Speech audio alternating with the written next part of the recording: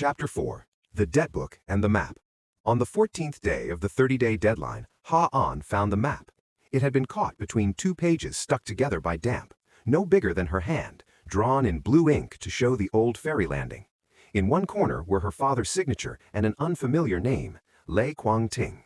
Mrs. Lam stared at the name for a long time before remembering that Mr. Ting had once chaired the cooperative and served as a witness when villagers contributed land to open the path down to the landing. After retiring, he had moved to town to live with his daughter.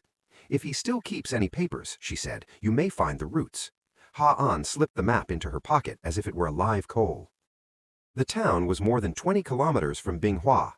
Ha-an rode Phuc's motorbike while Ju sat behind her, holding the file bag so it would not fly open. Mr. Ting's house stood in an alley with purple bougainville, quiet enough for the sound of sandals on the floor to be heard clearly.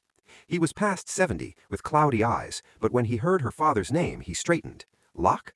That boy was stubborn, but he loved the children," he said. Ha-an showed him the map. His hand shook when he touched the paper. He explained that the ferry landing had been formed from many families' land, and Ha-an's family owned only one part.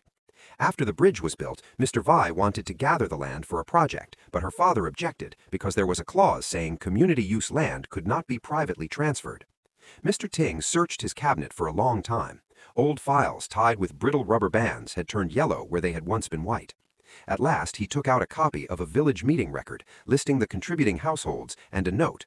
"The storehouse area, path to the landing, and front yard of the ferry landing are to be used as a learning and gathering point and as flood relief shelter. Not to be included in private transactions without community approval." The red stamp had faded but was still visible. Ha-an read it again and again, her heart beating harder than to ache. This was not victory yet, but it was proof that she was not merely holding on to a memory. She was holding part of a promise made by the whole village, a promise that time and money had made people forget. On the way back, rain chased them. Ju drove slowly because the road was slick. Ha-an hugged the file bag to her chest, cold and wet outside, burning inside. She thought of the past days when she had begged for odd jobs, begged for signatures, begged for a fair glance. Perhaps poverty was not only the lack of money, it was also the lack of evidence to defend what one knew was right. Over the wind, Ju said, "We need certified copies, witnesses, and we need to bring this to a public village meeting before they submit an enforcement file." Ha-an asked, "What if they say the old papers are no longer valid?" Ju answered, "Then we make them say that in front of everyone who contributed the land." But Mr. Vai did not wait for them to be ready. That very evening, Uncle Sao Tom brought a notice to the house demanding that Ha-an pay the debt, including principal, interest, and added costs. The amount had swollen to twice its size. Mrs. Lam turned pale as she looked at the paper. Ha-an asked how the interest had been calculated.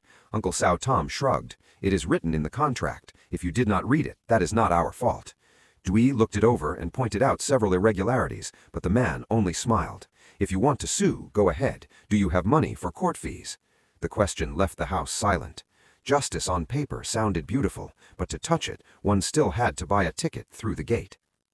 Ha-an did not cry in front of Uncle Sao Tom. She waited until he left, then sat down on the floor. Mrs. Lam held her hand, the thin bones cold. "Maybe we should sell the back house," her grandmother whispered. Ha-an shook her head. "If you sell, where will you live?" Mrs. Lam gave a sad smile. "Anywhere is fine, as long as you do not suffer." That sentence hurt Ha-an more than any threat. She had once thought family was the reason she should accept sacrifice, but if sacrifice meant turning herself into someone with no right to choose, was the peace left behind truly peace? She held her grandmother, listening to rain drum on the tin roof, and for the first time wanted to be angry instead of only enduring. Mai proposed a fundraising reading night. At first, the idea sounded like a children's game, but as Mai spoke, her eyes shone. Each family brings something. The kids read poems. Miss Ha gives a talk. Dwi prints invitations. We are not begging for money to pay a debt. We are asking people to stand with this landing. Ha-an understood the difference immediately. She had tried so hard to prove she was not pitiful that she had forgotten community did not exist only when one knelt down to ask. If the ferry landing had once belonged to many people, then this fight should not belong to her alone. She agreed, though Mr. Vai would hear and try to interfere. That night, Ha-an wrote invitations by hand to every parent, every person who had studied with her father, every boat owner, and every household that had once contributed land. Dwi sat opposite her, revising the typed version on his laptop and looking up now and then to suggest a sentence. In the letters, Ha-an did not say she had been cornered by debt or complain about poverty. She wrote about the storehouse, about children needing a place to learn, about the flood season needing a shelter, and about an old commitment many people might have forgotten. When she finished the last letter, her hand ached, but her heart felt lighter. Some lives do not change direction because of one dazzling event. They change because someone finally dares to name what she wants to protect. Chapter 5. The Class with the Lights On. The reading night took place on Saturday under a tin roof patched in uneven pieces. Mai strung yellow lights from the storehouse door to the yard. Phuc borrowed a portable speaker. Miss Ha brought sticky rice cakes, and parents brought bananas, sweet potatoes, and bean dessert. Ha-an wore her mother's old blue aljai, its cuffs slightly frayed, but as she stood before the board, she no longer felt like the girl who had returned an engagement offering in the middle of her own yard. More than 50 people faced her. Children, elders, a few market stall owners, and even people who had avoided her gaze at the market. They could have come out of curiosity or respect for her father. At least they had stepped into the storehouse before it was turned into a number in a contract. Little T read first. He held his paper so tightly that the words seemed to shake with him, reading an essay about the old road to school across the ferry landing as his mother remembered it. He misread a few words. The class laughed, and he blushed, but Ha-an clapped first, and everyone followed. After him, Ngak told the story of wanting to become a nurse so her grandmother would not have to travel far for treatment. Children's words were not as sharp as legal files, but they could touch the tender places adults often hid. Ha-an saw several parents lower their heads. Perhaps they remembered a time when they, too, had needed a study lamp and someone willing to sit beside them until division no longer felt frightening. Dwi presented the bookshelf plan in a calm voice, the number of students, the schedule, the expenses, the management method, and the plan to request books and equipment. He did not speak much about Mr. V, but he placed a copy of the village meeting record on the table for anyone who wished to see it. Clarity had its own strength. It turned the story from that stubborn Ha-an girl into this ferry landing once carried a promise. When Mr. Ting's daughter brought him in, the whole yard stirred. He stood with his cane and said slowly that the signature on the paper was real, that Ha-an's father had not kept the land for his family alone, and that the old are at fault for letting the young dig up their memory like water from a dry well. No one expected Khang to come as well. He stood at the edge of the yard without entering, but his car parked under the tamarind tree drew every eye. Ha-an saw him in the mixed light and shadow, his face unreadable. The fundraising continued, but the air tightened. After the readings, Mai carried the donation box around. Some people dropped in 10,000 dong, some 50, and some only signed their names in support. A fish seller who had once spoken badly of Ha-an pushed a few market-scented bills into her hand and said bluntly, "I did not study well, but my grandchild needs to." Ha-an bowed in thanks, her throat closing. Kindness, even when it arrives late, can still make a person want to cry. At the end of the evening, Khang stepped inside. He did not look at the crowd, only at Ha-an. "You are making this bigger than necessary," he said. Dwi started to rise, but Ha-an signaled that he should not. She asked Khang what he wanted. He placed an envelope on the table. Inside was a copy of the debt contract, bearing Mrs. Lamb's signature, along with an interest appendix. "I remind you that a few stories and an emotional performance do not erase a legal obligation," Ha-an answered, "just as a few irregular interest papers do not erase a community commitment." Khang looked at her, and this time his eyes held more than contempt. There was a flicker of confusion, as if he had never met someone who refused to enter the role he had written for her. Mr. Tin spoke before the confrontation became an argument. He said that if the Tran family believed its file was correct, they should agree to a public meeting at the commune office with representatives of the households that had contributed land. Khang gave a cold smile, but could not refuse in front of so many people. He said he would relay the message. After he left, Mai exhaled, and Phuc muttered under his breath. Ha-an did not feel lighter. She knew that the evening had only given her more witnesses, not a victory. But in a fight against people with money, being seen was a step toward survival. Those used to working in darkness hate it most when someone turns on the lights. After everyone went home, Ha'an counted the money with Mai. The total was only enough to pay part of the medicine and electric bills, but the signature list was 3 pages long. Dwi carefully placed the sheets in a folder. "This is the valuable part," he said. Ha'an nodded. She looked at the storehouse after the event. Paper cups, cake wrappers, crooked chairs, and a chalkboard full of children's writing. Everything was tiring and imperfect, but alive. She realized that home was not only a place with walls and a roof. Home was the place where, when one was pushed out, someone still moved a chair so one could sit again. That night, Mrs. Lamb ate half a bowl of porridge. She asked how the reading night had gone. Ha'an spoke for a long time, telling her about the fish seller's crumpled donation, Little T's mistakes, and Khang's arrival. Her grandmother listened and gave a weak smile. "If your father were here, he would be happy," she said. Ha'an looked at her father's photograph, and for the first time she did not feel she was merely standing in his shadow. She had not reopened the class to become like him, nor was she protecting the landing only because of his last words. She was doing it because while struggling to stand, she had found a part of her own life that wanted to give something to others, and that part could not be bought with an engagement offering. Chapter 6. The Woman with White Lilies. 2 days after the reading night, Khang's mother came to visit. Mrs. Tran Tan was not like the rich women Ha'an had imagined. She wore a pale gray silk blouse, her hair pinned low, and held a bouquet of white lilies wrapped in newspaper. She arrived quietly, without a car following behind, and simply stood at Ha'an's gate asking after Mrs. Lam. Ha'an hesitated, but still invited her in. Mrs. Nhan placed the flowers on the altar for Ha'an's father, lit incense, and prayed very softly. The gesture made Ha'an more cautious than moved. People from the Tran family rarely did anything without a reason.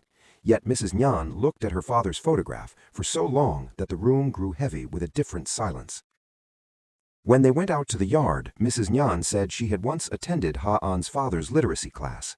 She had been a poor girl and had married Mr. V when he still hired himself out to run boats, before he learned how to turn riverside land into money. "Your father was the first person who told me to sign my own name neatly," she said. Ha'an was surprised, though she did not show it. Mrs. Nhan did not apologize for her husband or defend her son. She only said there were debts in the Tran family that were not written on paper. Mr. V had once received help from many people, and the richer he became, the more afraid he was of being reminded that he had needed others. That was why he hated the old ferry landing. It was not only land, it was a memory that he had not built his life alone. Ha'an asked whether she had come to persuade her to sign the papers or to tell old stories. Mrs. Nhan smiled sadly. "I came to say that Khang does not know everything. He grew up after our family already had everything, so he believes everything can be bought at the right price. But he is not so bad that he cannot wake up." Ha'an did not answer. To her, whether Khang woke up mattered less than the fact that he had used power to pressure her. Mrs. Nhan understood that look. From her handbag she took an old photograph. Ha'an's father standing in front of a class, beside him a young woman holding a notebook. "I cannot openly oppose my husband, but if there is a village meeting, I will not lie." It was not a grand promise, but it was a crack in the Tran wall. News of Mrs. Nhan's visit spread as quickly as news of the rejected engagement gifts. Some said she had pity, others said the Tran family was changing tactics. Ha'an tried not to let rumors affect her, but she began to see that everything was more complicated than good people and bad people. Mr. V was the one pressing the debt, but he had once been poor. Khang was arrogant, but perhaps he had been taught that winning meant never letting anyone refuse him. Mrs. Nhan had kept silent for many years, yet she had kept the old photograph. That complexity did not make wrongdoing lighter. It only reminded Ha'an that if she wanted to change her life, she could not become a copy of those who judged others with a single label. The commune meeting was set for Monday morning. The night before, the storehouse lights stayed on until late. Dewey arranged the documents in chronological order. Mai phoned everyone who had signed to remind them, and Phuc checked the projector borrowed from the school. Ha'an practiced her presentation, but each time she reached the part about the debt, her voice caught. She was angry at herself for still being afraid. Dewey said fear was not weakness. It became dangerous only when one let it choose the final sentence. He told her that when he first went to the city, he had dropped out for a semester because he thought he did not belong there. If her father's letter had not reached him, he might have returned home in shame. "Teacher Locke did not save me with money," Dewey said. "He saved me by making me believe I still had one more attempt." Ha-an asked why Dewey had not come back sooner. He was quiet for a long time. Outside, wind knocked tamarind leaves onto the tin roof. "Because I was afraid to look at the place I owed and not know how to repay it," he answered. "The city gave me work, salary, business cards. But every time someone mentioned Bing Hua, I remembered the wooden desk Teacher Locke placed by the window. I thought sending money home was enough. Only when I heard the class had been locked did I understand that some debts cannot be transferred by bank account." Ha-an looked at him, and for the first time saw beneath his calmness a person also trying to redeem a part of life he had left behind. The next morning, before leaving for the meeting, Mrs. Lam called Ha-an over. She gave her an old handkerchief embroidered with her mother's name. "Take this with you," she said, "not to wipe tears, but to remember that our family once had many people who stood up right." Ha-an tucked it into her pocket. Mrs. Lam was too tired to attend, but her eyes were brighter than they had been in days. Ha-an suddenly understood that the old did not need only medicine. They needed to see those who came after them not be broken by the things that had once forced them into silence. She bent down and held her grandmother. This time she did not apologize for refusing the engagement offering. She only said, "I am going to take back Father's words." On the road to the commune office, the sky was gray, warning of heavy rain. Villagers walked in small groups. Some carried hats, some old papers, and some came empty-handed because they wanted to listen. Mr. V had arrived early, sitting beside the commune officials. His dark suit made the meeting room feel smaller. Khang stood behind his father, his face tense. Mrs. Nhan sat in the last row, pressing a white handkerchief in her hands. Ha-an entered with Dewey and Mai, the file bag heavy in her arms. Her heart beat quickly, but her steps did not slow.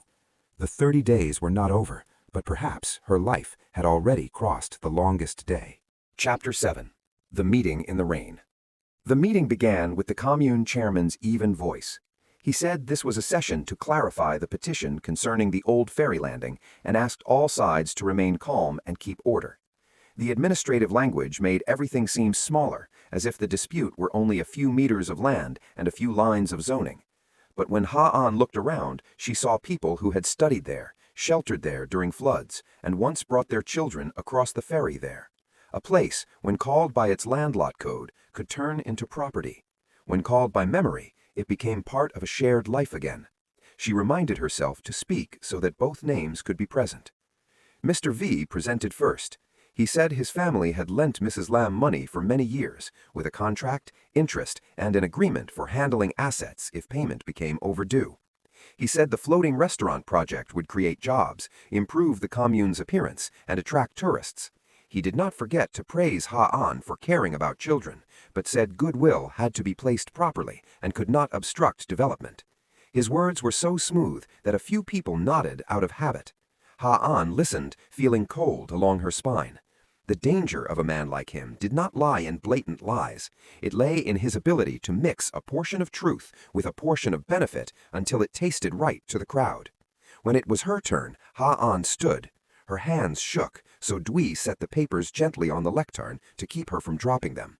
She did not begin with accusation, but with the history of the ferry landing.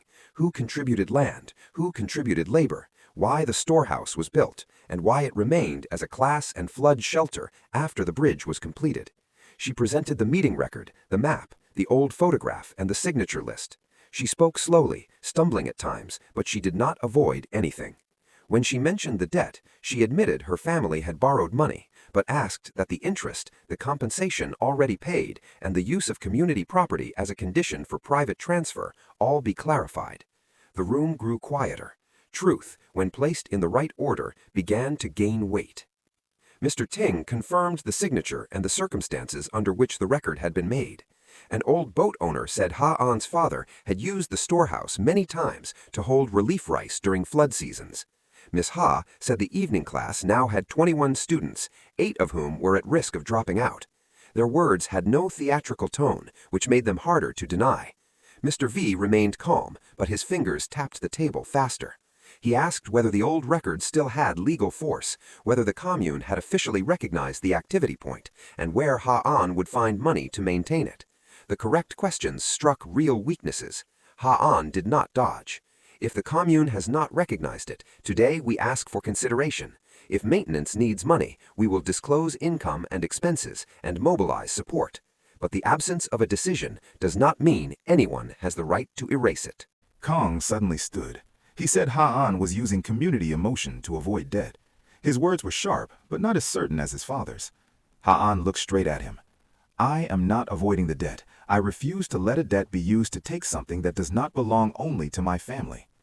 Khang was about to answer, but Mrs. Nhan spoke from the back of the room. Her voice was not loud, yet everyone turned. She said she had studied in the old class, that Mr. V had known about the community use clause for years, and that the engagement offering had indeed been used to pressure Ha'an into exchanging marriage for debt relief, even if it was not written in the contract. The room went silent as if the air had been pulled out. Mr. V spun around, and for the first time his eyes lost control. Rain poured down just as the meeting reached its tightest point. It struck the commune office roof in dense, heavy sheets. A land officer was called to examine the file and admitted that the old ferry landing had a public use note on an older map, though it had not been clearly updated in the new system. The commune chairman ordered all transactions related to the land temporarily suspended pending review and formed a team to inspect the debt and the source of compensation. This was not a final ruling, but it was enough to stop Mr. V from using his paper to drive people out immediately. Ha'an heard the decision and her mind went blank. She did not feel joy, only that her legs had gone weak. Sometimes winning one step does not feel like cheering. It feels like finally breathing after holding one's breath too long. After the meeting, Mr. V passed by Ha'an. He said very quietly, "You think a few people on your side are enough? You do not know what loss is." Ha'an looked at him and found she was no longer as afraid, perhaps because he had just revealed his anger, and anger made him look more human, less like a wall. She answered, "I have known loss since I was 16. That is why I do not want to lose anything else by abandoning it myself." Mr. V said nothing more. Khang stood a few steps away and heard it, his face pale. Mrs. Nhan left the room silently, and no one stopped her. A wealthy family can also crack apart. The sound is simply hidden behind higher walls. The rain was still heavy when Ha'an returned to the ferry landing. The river had risen quickly, carrying water hyacinth and trash. One corner of the storehouse was wet. The children had been sent home, but Mai and Phuc were covering the books with tarps. Dwi set the files on a high shelf and looked toward the river. "Flood season is early," he said. Ha'an nodded. The meeting had temporarily protected the land, but nature did not care about human paperwork. It came in its own way, fair and cold. When the commune loudspeaker announced a high tide warning, Ha'an understood that the old ferry landing was about to prove its value not by words, but by opening its doors to those who needed shelter. Chapter 8. The Night the Water Rose. The water began rising in the afternoon and did not stop when night fell. By 8 o'clock, the low road in front of the market was over ankle deep. By 10, water had entered the storehouse yard. Ha'an, Dwi, Mai, and Phuc lifted books onto high tables, pulled electric cords off the floor, and cleared space for people to shelter. The commune loudspeaker reported that part of the embankment in Som Khan had broken, and several households had to move immediately in the night. The old ferry landing, once called Abandoned Land, became one of the few bright places still wide enough and close enough to the main road. Ha'an had no time to be afraid. She assigned tasks as if she had been doing this for years. Mai handled drinking water, Phuc handled motorbikes, Dwi made the list, and she went with the local militia to bring in the elderly. Rain struck her face hard enough to hurt. The village road had become a muddy current, and every step had to be tested. Holding a flashlight, Ha'an led old Mrs. Tu from a house flooded to the knees toward the boat. The woman kept insisting on going back for a box of ancestral photographs, so Ha'an waded in with her, lifted the box above her head, and guided her out. By the time they reached the landing, the storehouse was crowded. Children cried, dogs barked, and adults called to one another to check belongings. Neighbors had brought Mrs. Lamb, who sat in a dry corner with her eyes fixed on her granddaughter. In the midst of chaos, Ha'an understood what her father had known. A public roof did not need to be beautiful, it only needed to open at the right time. At midnight, Khang arrived. He came not in his car, but in a pickup truck carrying boxes of instant noodles, bottled water, and raincoats. His face was soaked, his hair stuck to his forehead, and the polished look he usually wore was gone. Ha'an was surprised, but did not ask. He said his mother had learned the storehouse was taking in evacuees, so she had gathered supplies from their home. Dwi helped him unload. In the sound of the rain, two men who had once stood on opposite sides of a file now lifted the same box of water. That sight did not erase what had happened, but it made the flood night less simple. Some people only realize when water reaches their own door that their floor is not much higher than anyone else's. At near 2 in the morning, bad news arrived. Nok was missing. Her mother thought the girl had followed a neighbor group to the storehouse, but she was not on the list. Her house was beside a canal, and the current was strong. Ha-an did not hesitate. She grabbed a life jacket, while Dwi and Khang joined the local militia. The road into Som Khan was black except for flashlight beams, cutting trembling lines through the rain. They called Nok's name over the sound of water hitting tin walls, and people shouting as they held ropes. Ha-an was so afraid her legs wanted to give way, but the image of Nok reading about her dream of becoming a nurse kept pulling her forward. A class meant nothing if the person who opened it left a student behind in the rising water. They found Nok in the loft of a neighbor's house, holding her little brother, while both had fallen asleep from exhaustion. The water had nearly reached the stairs. As Dwi carried the younger child down, a sheet of tin wall was torn loose by the current and scraped his arm. Khang rushed to hold the rope and nearly slipped. Ha-an held Nok, feeling the small body shake violently inside the raincoat. Only after they got both children onto the boat did she notice her own hand bleeding where it had struck the edge of a door. No one said anything. In moments like that, thanks and blame both become small. There is only breath, and the fact that 2 more children are alive. When they returned to the landing, dawn was close. People in the storehouse made room for Nok and her brother to lie near Mrs. Lamb. Khang sat under the eaves, staring at his blistered hands from pulling the rope. Ha-an handed him a bottle of water. He took it, stayed silent for a long while, then said, "I did not know this place had been used as a flood shelter." Ha-an answered, "You did not ask." The sentence made him lower his head. After a moment he said quietly, "I also did not know the engagement ceremony was used to pressure you that much. I thought it was an agreement between both sides." Ha-an watched the rain thinning in the yard. "Not knowing does not make what was done disappear," she said. "But if you truly did not know, you still have a choice after you learn." In the morning, the water had not gone down, but the rain had stopped. The storehouse was messy, its floor muddy, people sleeping propped against one another. Dwi's arm was bandaged, Mai's voice was hoarse, and Phuc had fallen asleep on a rice sack. Ha-an stood at the door, watching gray light settle on exhausted faces. She saw Mr. V approaching from a distance, his leather shoes stained with mud, several people behind him bringing more relief supplies. He stopped before the storehouse door and looked inside, his expression unreadable. Ha-an did not step out to welcome him, nor did she chase him away. The night of rising water had placed everyone in the same doorway. Whether a person crossed it with sincerity or calculation, time would sort out the difference. After the flood, the district newspaper ran a story about the ferry landing shelter. The photo of Ha-an carrying Nok had been taken in a haste, her face smudged, hair stuck to her cheek. She disliked the attention, but the news changed the direction of the land story. People no longer asked only who owed whom. They asked where villagers would shelter next flood season if the landing were sold. The commune received the petition for recognizing the community activity point with more signatures than before. Ha-an knew public opinion could turn like wind, but she also knew some doors only open when people see a place's real use. Her father had called it a place for those without a road. The night before, that line had stopped being words in a notebook. Hey there! If you enjoy our audio content, don't forget to hit that like button and share this video with your friends. Most importantly, click subscribe and ring the bell to stay updated with everything Zuzu Audio.